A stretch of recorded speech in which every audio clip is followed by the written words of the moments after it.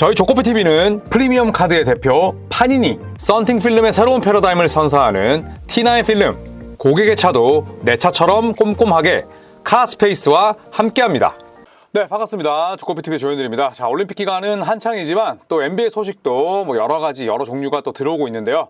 다음 시즌 골든스테이트 워리어스의 전망을 또 예상을 하면서 또 현재 드레이먼드 그린이 한참 또 입을 털고 있는데 어떤 내용인지 한번 살펴보도록 하겠습니다. 자, 제이크 피셔의 보도에 따르면 워리어스는 다음 시즌에 브랜디 포젬스키와 조나단 쿠민가를 동시에 선발로 내세울 것이다 라고 이야기를 했습니다.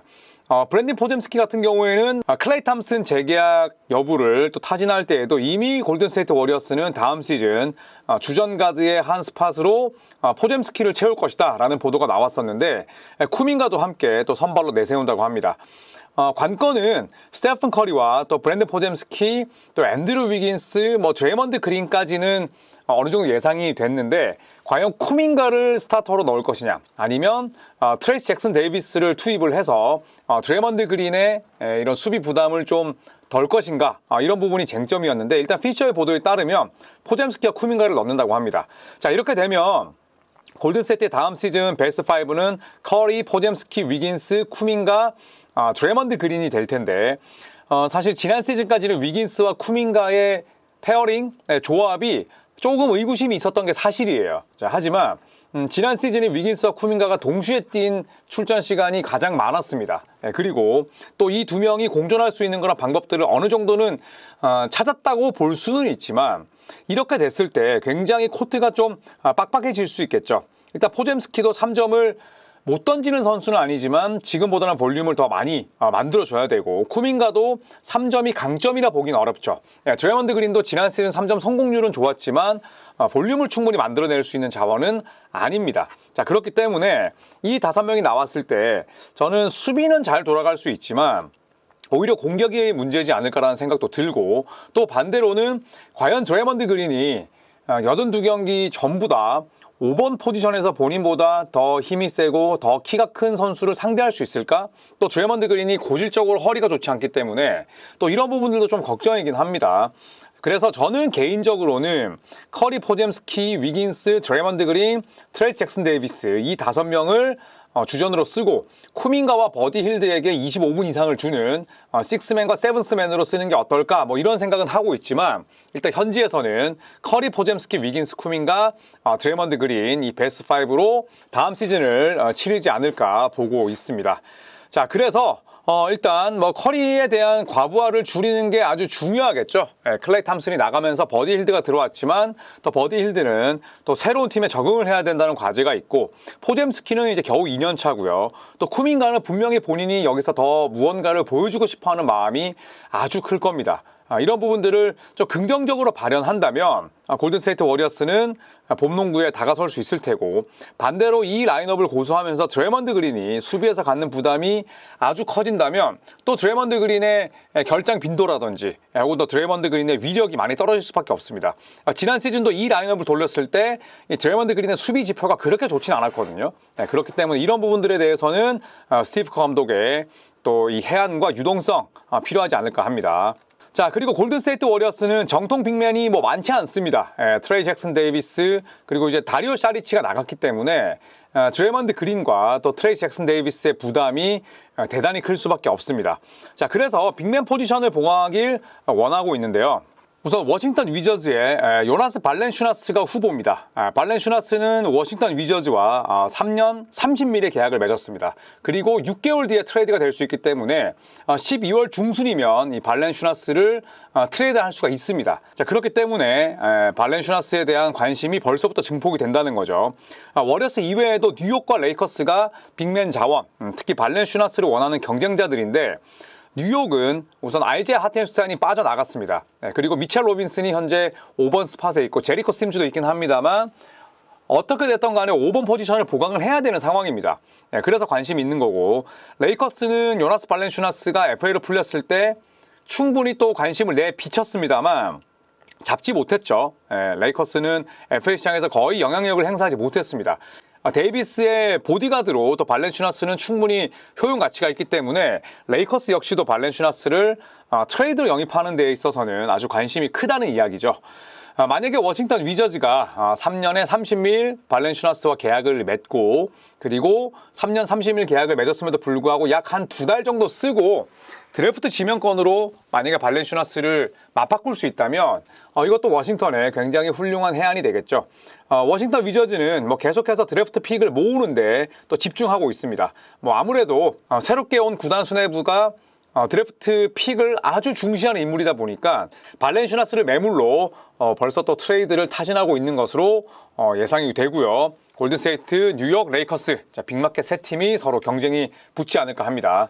자, 그리고 라우리 마카넨이 디 애슬레틱의 토니 존스에 따르면 유타 잔류를 최우선으로 원하지만 워리어스로 트레이드 된다고 해도 딱히 반대하지는 않을 것이다, 반감은 없을 것이다 라는 소식입니다. 라우리 마카넨 입장에서는 뭐 나쁘지 않은 거죠. 일단 뭐 유타 재즈에서 또 샌프란시스코까지 거리가 그렇게 멀지도 않고, 그리고 라우리 마카넨이 뭐 핀란드 출신이기 때문에 좀 한적하고 조용한 곳을 좋아하긴 하지만 또 골든스테이트 워리어스만큼 인기 있는 팀에서 뛰어본 역사는 없죠. 물론 뭐 시카고 불스에서 커리어를 시작했지만 뭐 그 당시에는 마무리가 썩 좋지 못했고 클리블랜드, 유타를 거쳤는데 샌프란시스코에 가서도 본인은 뭐 딱히 반감 없이 또 반대하지 않고 뛸 수 있다라는 그런 이야기입니다. 라우리 마카넨의 트레이드 관련 이슈가 한국 시간으로 8월 7일이 된다고 해서 뭐 어느 정도 윤곽이 드러나는 건 아닙니다. 그렇기 때문에 마이크 밀러를 비롯해서 뭐 NBA 관계자들도 그렇고 만약에 라우리 마카넨이 팀을 옮긴다면 골든스테이트 워리어스가 될 것이다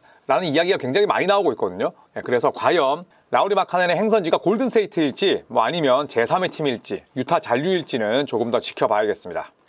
자, 그리고 드레먼드 그린이 2024년 미국 대표팀이 1992년 드림팀을 7번 만나서 5번 이길 것이다 라고 발언을 했습니다. 자, 물론 무조건 이럴 것이다 라는 건 아니고 1992년 드림팀 자리에 이제 크리스찬 레이트너라는 백인 대학생을 뽑았어요.